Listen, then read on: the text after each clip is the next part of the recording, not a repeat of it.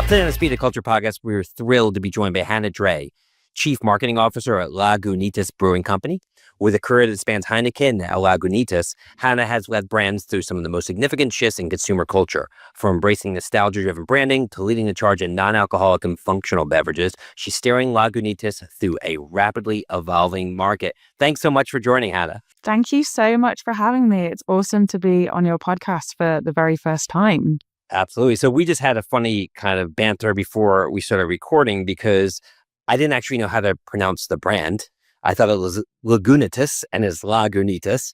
And I imagine when you're rolling out a brand that doesn't have the unaided awareness of a Heineken or a Budweiser, that in itself presents some branding challenges. So talk to me about the brand itself. I know it's part of Heineken, if I'm not mistaken. So, how do you, build the challenger brand within a large incumbent and even start to build enough awareness so people know how to pronounce the name?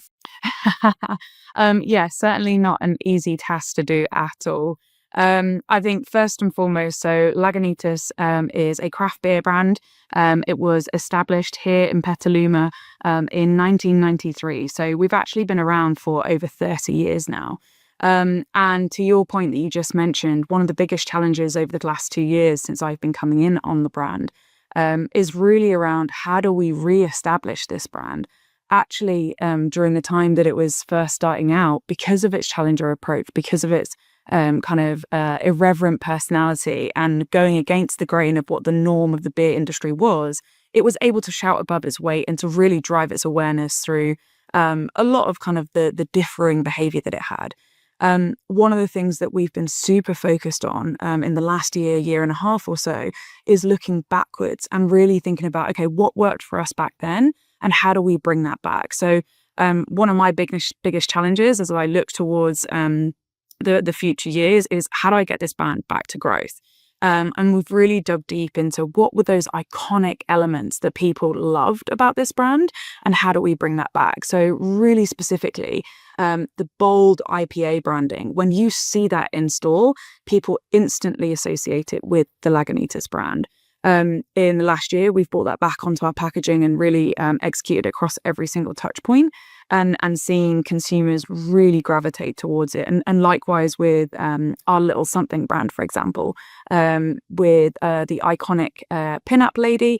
She has been slightly adapted, but we brought her back this year onto the packaging, standout naming and font that's really driven an increased rate of sale, which has been awesome. I think the other aspect that we have to lean into as challenger brands is we have to think differently. So especially here in the US, a big media market where huge budgets are required to really, or previously have been required to really play in the game. I think here what we've started to lean into is actually how do we use PR opportunities and amplification stunts to really punch above our weight. Just recently, actually, we took some consumer insights which showcased that Americans are really not partying anymore. In fact, only 4% of Americans are actually socializing on the weekend, which is horrifying. And we took the opportunity to create a nationwide search for America's first party legend and dubbed it kind of the American party crisis. But for us, it was about, okay, how do you bring an unconventional spin to that? How do you make it different? Because that's quite a generic insight that a lot of brands could lean into. So for us, it was, if you are the party legend, we're going to crown you with a gold statue that you get one for yourself and that we'd put in the brewery as well. We'd give you $5,000 to be able to continue your partying. And it was all about how do you create social connection? And they would get to come and have a beer named after them as well. So it's really about how do we offer unique opportunities for consumers to connect with our brand so that we create more noise than potentially just spending on digital or on social media might do for us. Yeah. And as much as obviously you want to lean into the heritage of the brand and the packaging and the story, as you kind of alluded to, the consumers change, right? It's no secret that Gen Z just doesn't pursue alcohol, whether they're partying or not, the way that they used to. And so there's tremendous shift in tastes and preferences, especially coming out of COVID. How are you as a CMO of a company that sells beer responding to that? Yeah, I think that's a really interesting question. I think consumers definitely have changed. What's been fascinating for us and really important over the past year as we've looked at the changes in the category is actually making sure it becomes an and not an or. So actually what we've seen is that foundational brands, the major brands, whether it like our IPA or like our little something something, deliver the foundational volume for our business. However, yes, it is with those changing consumer behaviors that we see the need for innovation, and continual innovation is where we there drive growth. For us, we were the first craft beer to introduce a non-alc product, so our IPNA. And then kind of 5 years ago, introduced the first hop water, so hoppy refresher. That continues to be the market leader within that category, has the highest rate of sale and the highest distribution. And just this year, we introduced a hazy IPNA as well. So recognizing that even consumers' taste profiles, so they're not drinking as much, but also their taste profiles are shifting.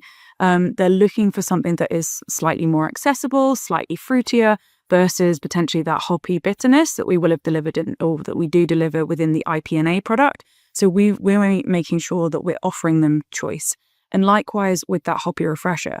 I think what we've seen in the alcohol category is that non-alc beer is really thriving, and that's where you're seeing a ton of growth. But ultimately, consumers are looking for choice.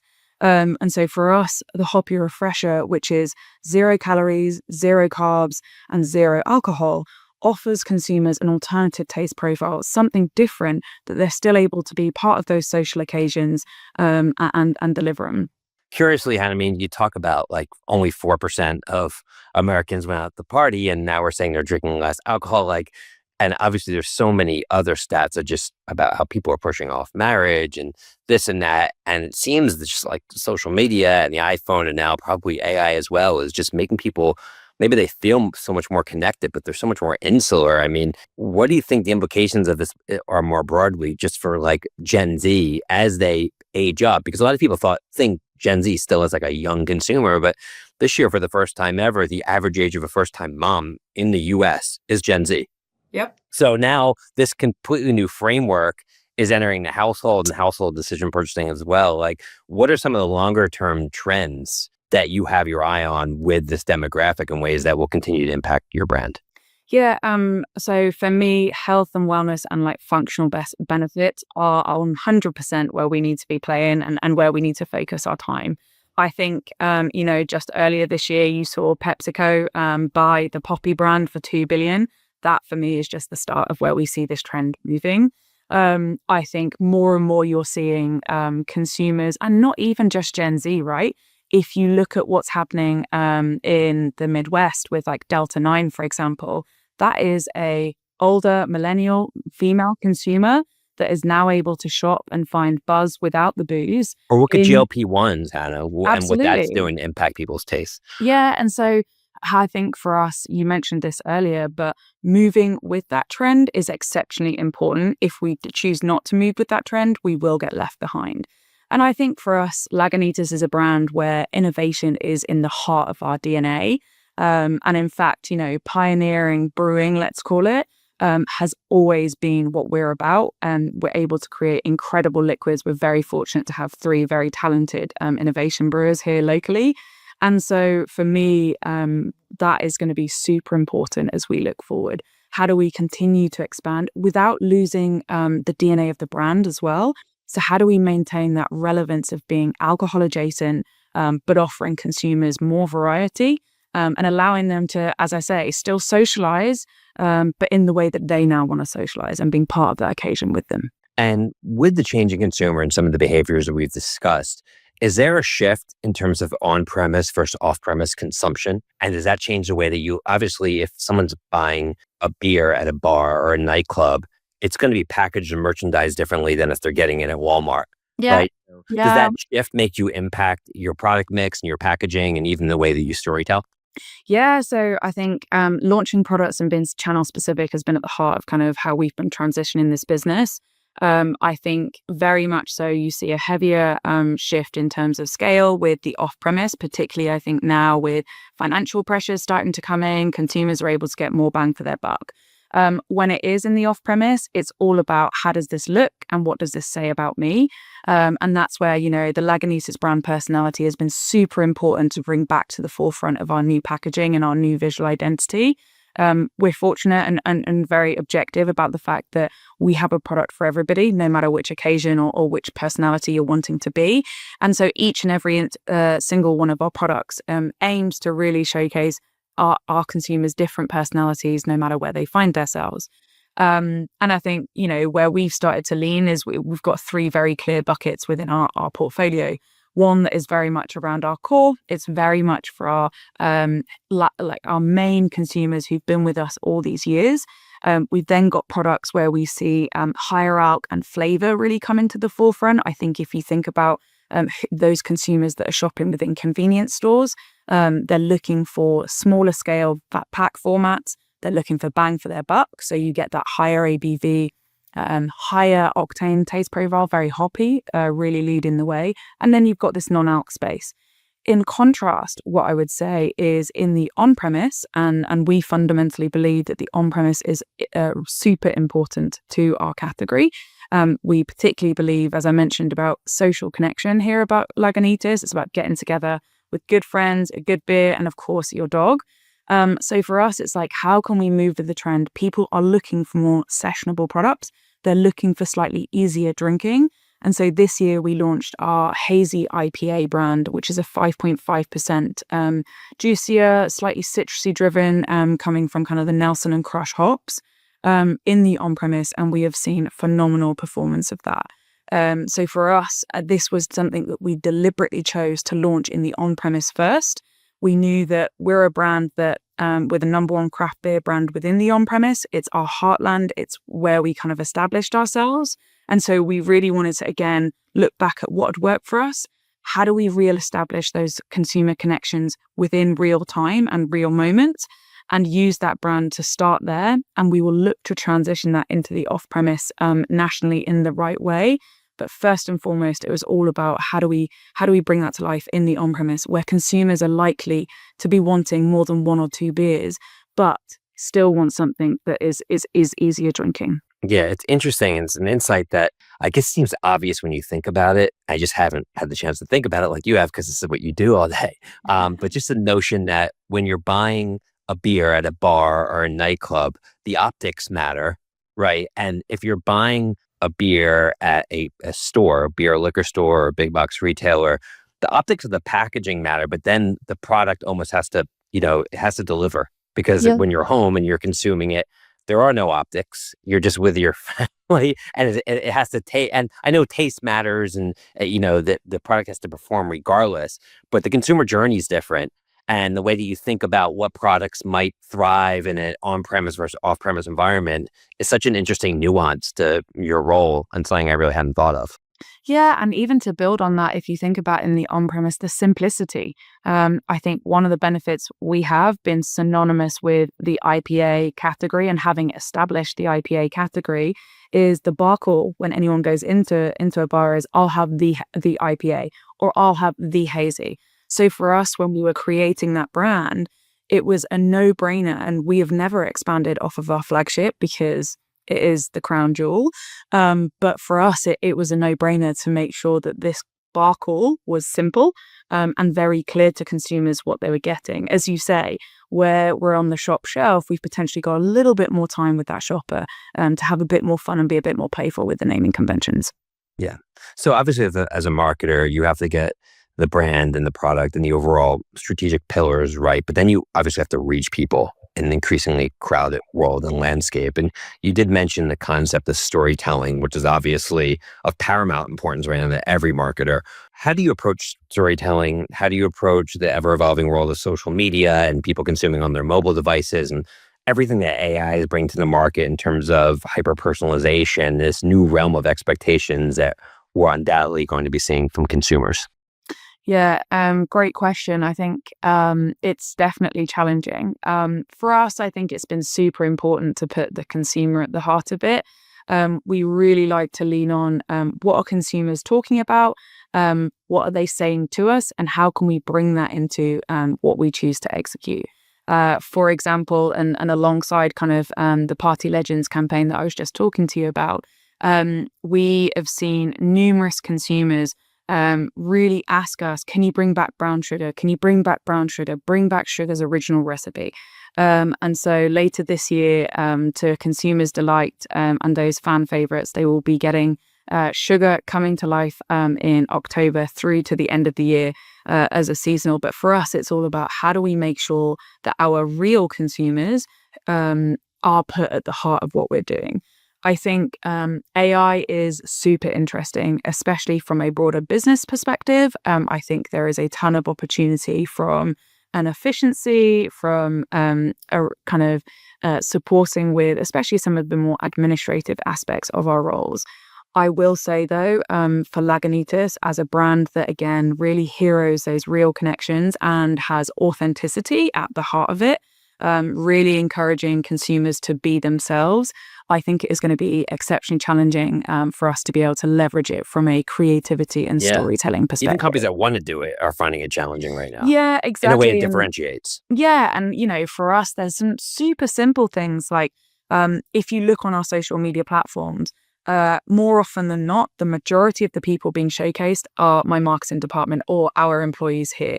It's about showcasing the real heart of the business. Likewise, we really connect with consumers. We've just had, at the back end of last year, we executed a social stunt called Wedding Crashers, where consumers have all been sending us their invites. I'm sure they send many big businesses invites to their weddings, really looking for free items. But Lagunitas, being an irreverent brand and being a brand that does things in the unconventional and different way, actually decided to show up unannounced to their wedding because we were in fact invited. Of course, we took them personalized beers and we bought a great party and a ton of energy with our Lagunitas. But again, putting those consumers at the heart of what we're doing and showcasing reality versus looking for something that can be created through AI is always going to be at the forefront of what we're doing. And how big of a role do kind of creators and influencers play? I know that may veer away from the authenticity of showing people in your office, but obviously, they have scale and reach and influence that others don't. I was just wondering where that fits into the overall mix. Yeah, absolutely. It's something this year that we've really started to bring to the heart of the brand plans. And I think, again, what's been super important, we've made it a very clear priority to look at who are those influencers that are already connecting with us. I think as brands, you have to be very careful to make sure that whoever you choose to partner with, they really share your values, they really bring to life what you represent as a brand. And so again, thinking about the fact that Lagunitas leans on unconventionality, it leans on being bold, it leans on being disruptive. For us, it isn't about necessarily just getting any influencer that can talk about our product. It's really about bringing the brand personality to life. And we've made a conscious effort as well to find the balance between local influencers here in California, which is our heartland, but also making sure that we have influencers that have that national relevance too. And I'd also mention, I'm not sure if you're aware, we have an amphitheater series, which is kind of our music platform. And we have partnerships with the likes of NPR, Tiny Desk too. And those are key aspects where we have artists that come to our amphitheater here in Petaluma that also operate as influencers. Just a few weeks ago, we had Morgan J, the comedian who mixes comedy and music. Super unique. Yeah, he was awesome. We just had him on board and he's done a load of content integrating Lagunitas, but also one of our local influencers into his content as well, which was super cool. So really looking at the different ways that we can lean into the different pillars of the brand as well. So not just unconventional, but the role of music to help with that scale. Excellent. So I'd love to shift gears and talk about you and your role as we wrap up here, Hannah. Obviously, the role of the CMO has changed so dramatically over the last decade and arguably over the last year even. And we've talked about a lot of things today, from your product roadmap to positioning and storytelling to retail and, of course, your channel strategy. How does a normal pie chart of your week play out? I mean, is it every week and every day completely different? And how do you know where to prioritize your time in the role of the CMO here in 2025? Yeah. Definitely. There's definitely been a big transition there, I think. there is, especially at Lagunitas, there is no one day that is consistent. I think that is one of the things that I love about this role. The dynamism, the variety that you get to work on. One day I can be talking about cannabis and THC products. On the next day I can be talking about non-alc. So very different ends of the scale. Generally, I try to focus my time more specifically on either strategic work and of course building and developing the team within my department. But I think one of the other fundamental aspects is having that connection across the business. I fundamentally believe that marketing is really the heart of any business, and I think having that connection with your supply chain, with your sales team, with your finance team, to make sure we're all in lockstep is super important. Absolutely. And just looking at your history and your career prior to joining Lagunitas, you were part of their parent company, Heineken. Obviously, the powers that be at Heineken putting you in charge of this sort of emerging brand and portfolio of products was not a decision that was taken lightly. What are some of the attributes that you think you've built professionally over time that has put you in a position to the seat that you're in today, and ultimately the seat that so many of our listeners want to get into, which is that of the CMO? Yeah, so I think one of the big attributes of myself that has probably put me in a very good position to take on this role is really getting uncomfortable with doing things that make me extremely uncomfortable. And I think I mean that in the best way. I think it really means stepping into the unknown, doing things that other people haven't necessarily foraged the path on just yet. I think if I look back to even the start of my career, I remember going for my first brand manager job, which was the brand manager of the Heineken sub. And I will tell you now, not a single other person applied for this role because it was a weird new product that needed a completely different marketing plan. It was all an e-commerce and online focused strategy, essentially, that I, by the way, had no experience in.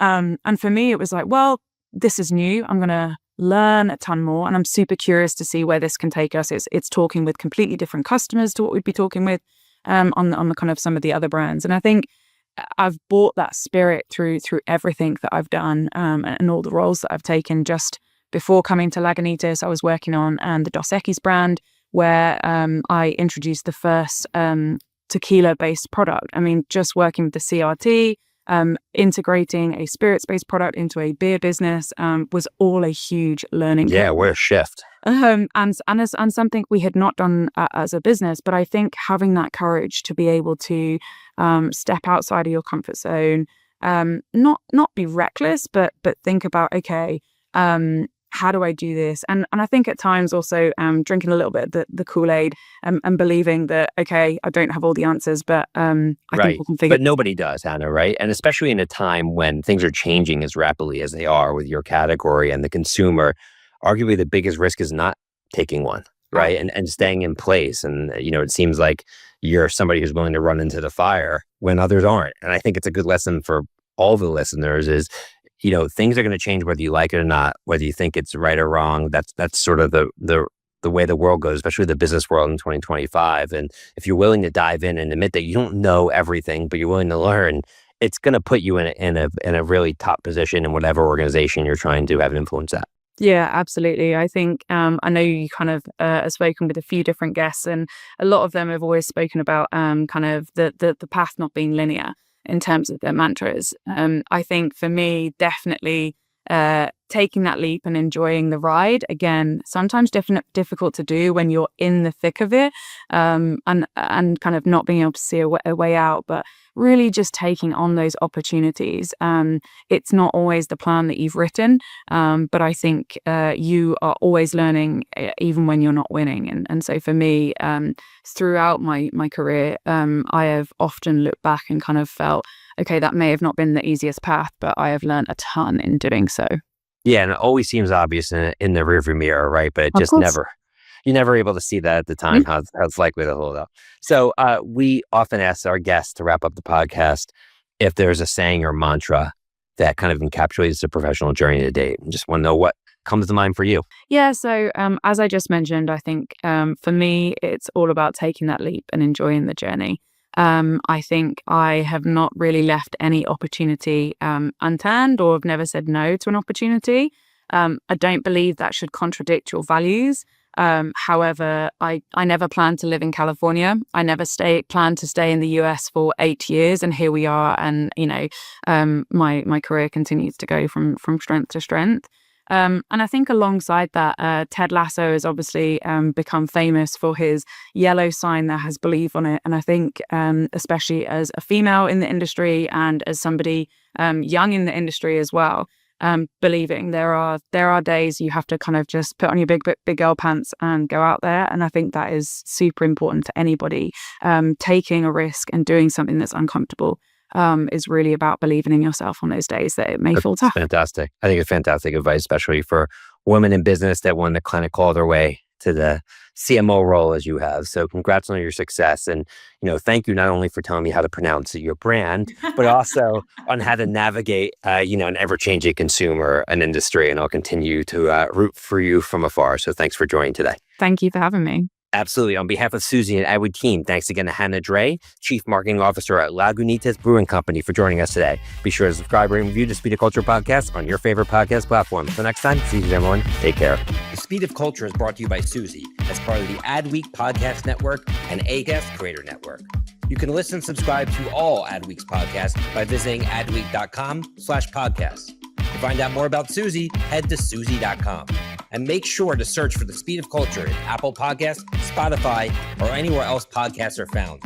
Click follow so you don't miss out on any future episodes. On behalf of the team here at Suzy, thanks for listening.